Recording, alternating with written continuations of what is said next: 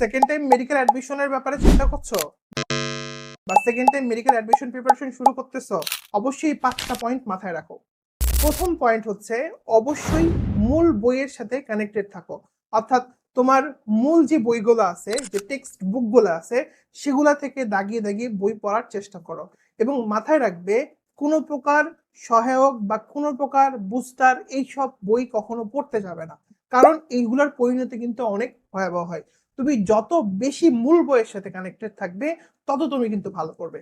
Point number 2, সব কি করব, আমরা অবশ্যই বেশি বেশি এক্সাম দেওয়ার চেষ্টা করব। ফার্স্ট টাইমে তুমি চান্স পাওনি, এর একটা অন্যতম প্রধান কারণ হচ্ছে তুমি এক্সাম অনেক কম দিছো। সো এইবার তুমি চেষ্টা করো প্রচুর পরিমাণে এক্সাম দেওয়ার, এবং এক্সাম দেওয়ার মাধ্যমে আলটিমেটলি তোমার যে এক্সাম ফোবিয়া সেটা কিন্তু কেটে যাবে। নাম্বার 3, খুব গুরুত্বপূর্ণ, সেটা হচ্ছে রেগুলার থাকার চেষ্টা করো। মেডিকেল অ্যাডমিশন টেস্ট এর ক্ষেত্রে আমাদেরকে মাথায় রাখতে হবে এটা কিন্তু রেগুলারিটির খেলা। তুমি যদি ভাবো যে আমি আজকে পড়বো 2 দিন পড়বো না, বা আবার হচ্ছে পড়বো আবার পড়বো না, তাহলে কিন্তু তোমার মনে একটা অনাকাঙ্ক্ষিত ভয় জন্মে যাবে।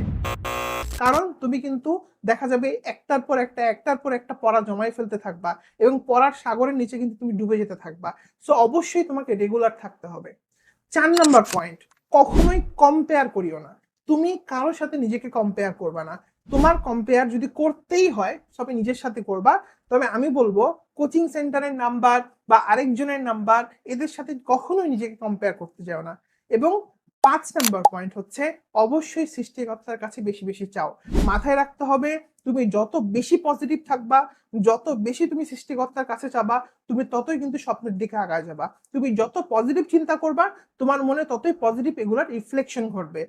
তুমি যদি নেগেটিভ চিন্তা করো আলটিমেটলি কিন্তু নেগেটিভিটি তোমার মাইন্ডের মধ্যে কিন্তু বাসা বাঁধবে। সো এই জিনিসগুলো যদি আমরা মাথায় রাখি তাহলে কিন্তু আমাদের সেকেন্ড টাইম প্রিপারেশন অনেক বেশি সহজ হয়ে যাবে।